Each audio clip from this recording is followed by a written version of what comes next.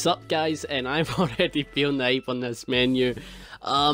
This is season 2 and I'm going to be going over how King has been buffed. I'm actually really fucking enjoying this.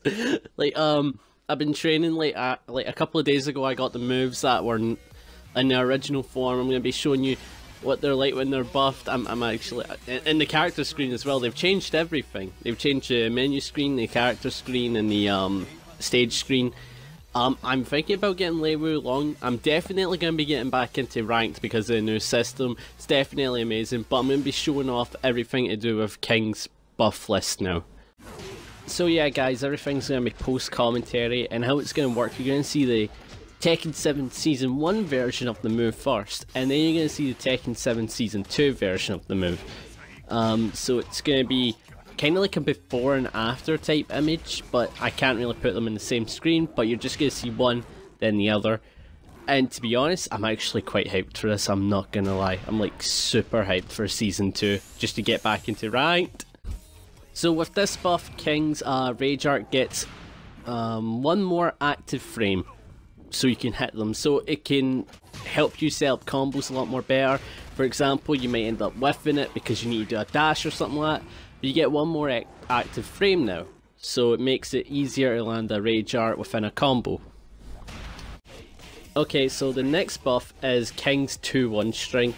Now, before, like you're seeing right now, it does 22 damage, right? And the second hit only did 13, right? It's been updated, so now the second hit does 15 rather than 13. So now you're getting 25 damage out of this, which is King's 10 frame punish, by the way. So basically you get more damage out of it, so this is a nice buff for King.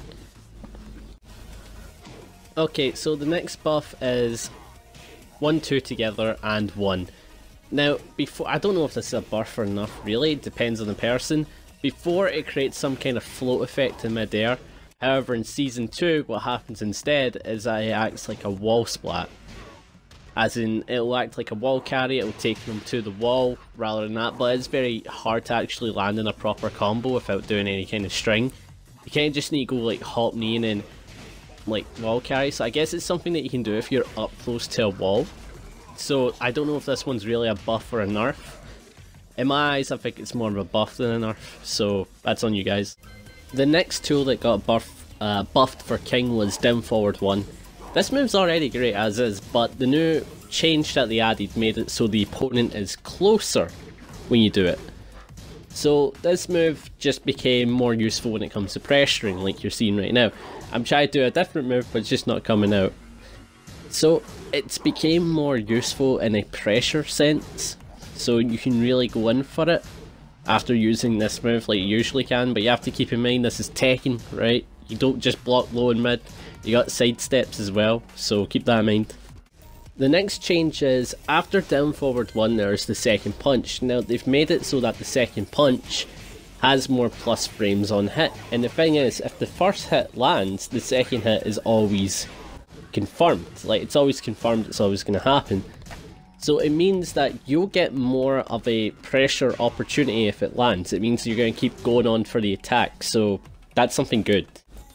Now, the next move that got buffed was down forward 2. Now, down forward 2 is already an amazing good mid poke, right? But they decided to add another frame to it if it lands, just like down forward 1-2, because it's the same animation. But the difference is that this is just a mid poke, so you can follow up with different things, you know what I mean? Like if that one that was a chain, this one you could just like poke them out. It's looking pretty good.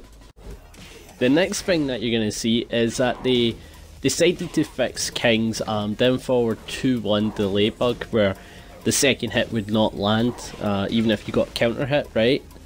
Which is actually a part of it, so it means that now you can get away with delaying it and you can do your own setups. So you know you can delay it and then do your own thing now, which is a great plus because it means that you can test to see if it was going to be alright now rather than worrying. Now, the change with this move, down back 2, is that now the enemy is pulled in closer to you. Now, I didn't really show this off in the next part, but now you can land forward 3. And not only that, if you're at a certain angle, it really does mean what it says when it says it pulls in enemies towards you. Because you're about to see here that I decided to try it with a sidestep to see if you could get the same type of combos, and it turns out you could. Like, you're about to see it right now. The opponent's actually turned to face where King is, except on the other side it's a bit iffy, but you still get massive amounts of damage from it. So this is a nice little touch that they added. For this next one, it's a huge buff what they've done. Originally the move needed counter hit to perform this grab, but now they've changed it so you no longer need counter hit, you just need to be in front of your opponent. Now what that means is you just need to be in front of your opponent and land the kick. You get the exact same effect of counter hit on or off, it doesn't matter, and it's still pretty fucking good. Okay, so my clip got corrupted. What happened was that forward 3 no longer lands. Well, it lands now, that's what I want to say. With the new buff, it actually lands. With the old clip, it doesn't. And this is good because it allows King to have more combo starters to do a lot more damage. And it's a move that's hardly used, so it might throw off people, as in they might not know it's a high, they might try to block it, but you get plus frames from it. So it's a good move to throw out if they know nothing. By far one of King's biggest changes itself is back 4. This move was a move you'd use for a clean hit, something quick, gets them on the ground, a lot of damage, right? Maybe a small punisher if that. Now it's been changed to do wall bounces. This is a new mechanic they added to Tekken, which allows you to continue different types of combos at the wall. Now if you saw there, this move's really good for King. Back 4 got a major upgrade, and before it didn't do anything with the wall whatsoever, but now they took away clean hit, the damage has been lowered. However, you get more plus frames if you do this move and they block, so you're in an advantage if they block this kick, but it can be ducked, so you don't want to spam the shit out of it. But keep in mind, it's a really good kick. Like, I'd say it's probably a new move that most players should try out now. Okay, so some of my footage is fucked up again. A lot of it's corrupt, so I can't get the before, but now this move has half the animations for both sides, so both players recover just as quickly on this one. Yeah guys, sorry the other half of my footage got corrupted, but the next one is forward 2-1, and with this move it makes it so the opponent's closer, meaning you can really get in there after using this move, but it's still a really good wall carry move, so you don't need to worry about that. Alright, so this move got a new property altogether. Sidestep 2 now equals a corkscrew, both mid-air and on normal launch. You can use this for combos, and it's really good for damage. Alright, so this next move is going to be a little bit hard to spot out for someone that doesn't really get it. This move here. Now, it will create a floating effect. You're not as punishable now, it's minus 13, but you still have your back turned to your opponent. The hitbox has been expanded, and when you hit them in mid-air it creates like a float effect, and I think it does a little bit more damage now, so those are good buffs.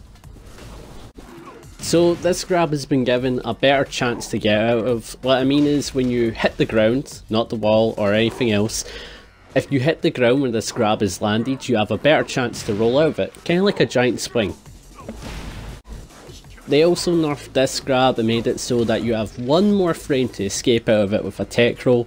Now this is actually really needed because this move is a cunt when you take full damage, so this is good for the opponent. This buff was really needed to make a 50-50. It is the Jaguar step, this has nothing to do with it, but this grab afterwards. Both grabs now ground break. This is really needed because then we have 50-50s in this scenario. Alright, I think this buff was given because it would help make the move make a little bit more sense. Now this sidestep grab crushes highs, so now we can avoid the high punches, electric, so this is a really good move to really perform now. It was already like an amazing move for setting up like chain grabs and stuff, but it just got way more powerful now. So yeah guys, this is the end of the buff and nerf list. I don't know if I missed anything, so if I did, can you guys let me know in the comments below.